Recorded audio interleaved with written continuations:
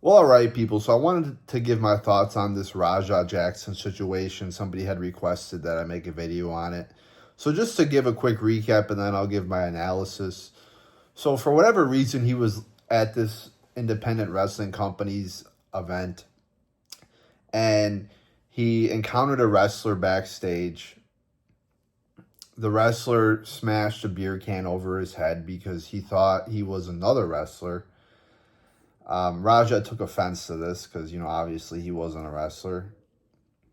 The wrestler then apologized. Stu is his name, I believe. So, Stu apologized to Raja. And then, they decided to make a little gimmick out of it. So when they were in the ring, Raja slammed him and then punched him for real about 20 times and almost killed the guy. So just a really disgusting, illegal act, criminal act. I mean, you could just think of all the negative adjectives in the world to describe this event, but there is no excusing this at all. This man should be arrested. He should be put in jail for years. He should be greatly punished and ostracized for this. You don't punch a man 20 times in really any circumstance. I mean, this is just totally inexcusable.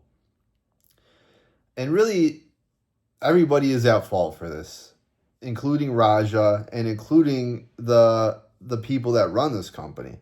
Anytime something disgusting or vile, barbaric like this happens at a wrestling event, the promoters are also responsible because this is their company. This is happening under their watch. And we've seen so many barbaric moments happen in wrestling rings, whether it's Ric Flair wrestling at like 75 years old, whether it's the New Jack mass transit incident, whether it's people mutilating their bodies at these independent wrestling company events, or even on AEW for that matter. People that are 50, 55, 60 years old getting in the ring and almost, seriously injuring themselves like Sting or like Goldberg and Undertaker. So you see all these, and shit like that even happens in WWE. So you see all these barbaric moments that happen in wrestling, and it's really a stain on the wrestling industry because moments like this go viral, and then, of course, people out there like, including myself, get a negative impression of wrestling because events like this happen far too often at these like backyard, low regulated wrestling promotions. So the people that put this event on are also at fault too. Like, you just can't throw a guy in the ring that you know nothing about, that has no wrestling experience at all. Like, celebrities should not be in the ring. I mean, that's really my belief. I really don't think people that are celebrities have a place in the ring. And if you just throw a guy in the ring like this, well, shit like this could happen if they're not properly trained, or you don't know who they are, or you don't know their full background. And the guys at the event and like other wrestlers don't know like he's supposed to be there, obviously, because this wrestler Stu thought he was part of the another wrestler. Like, normally at a workplace when there's going to be visitors, like, you're informed about it as an employee, like, hey, these visitors are coming through, don't give them a hard time, whatever the fuck. So this comes back on the promoters as well. Now, you got some people, few and far between, but I do see some people online that are trying to defend it or make, excuses as to why he did this. I even saw an article on Twitter about Mark Henry, kind of taking this guy's back. I honestly didn't read I didn't read too much into it, but it was a TMZ article. So there are defenders of this guy out there. So there's people saying, well, he was just getting a receipt.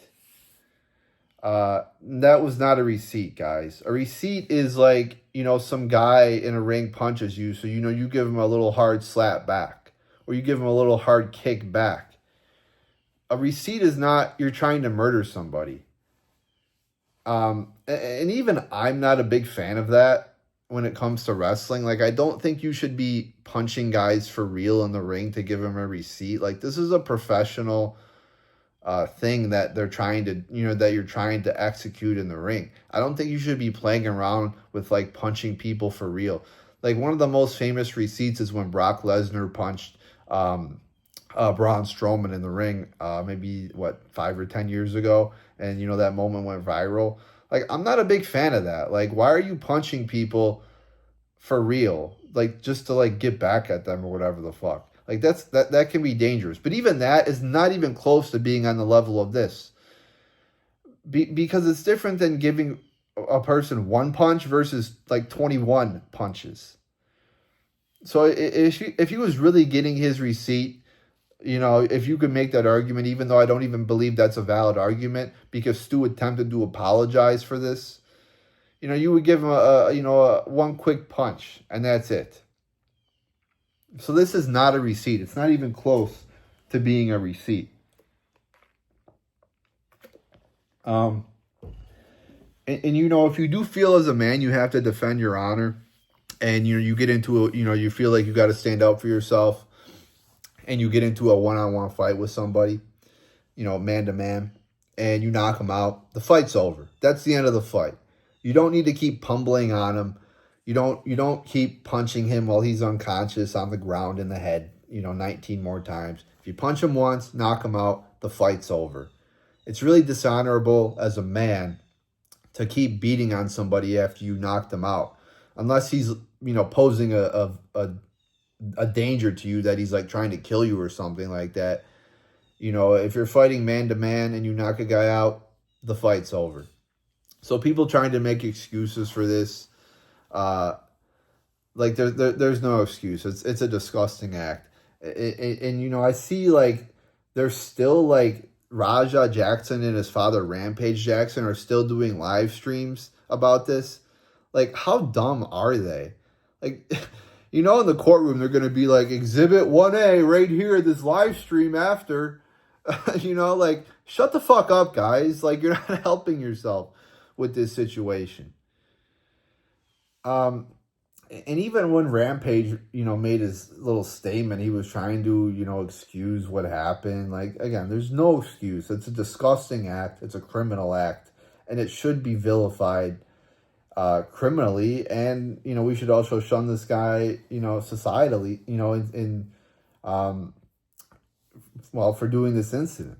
Like, he really needs to come out and apologize for this, and really needs to do something for the guy that he fucked up. I mean, that's the only way to go about this right now for Raja Jackson is, he should like be saying sorry a million times, maybe pay for this guy's medical bills, admit he was wrong, show that he's, trying to become a better person. But to like make excuses for it, it just makes you look like an even worse person than you already are, in my opinion.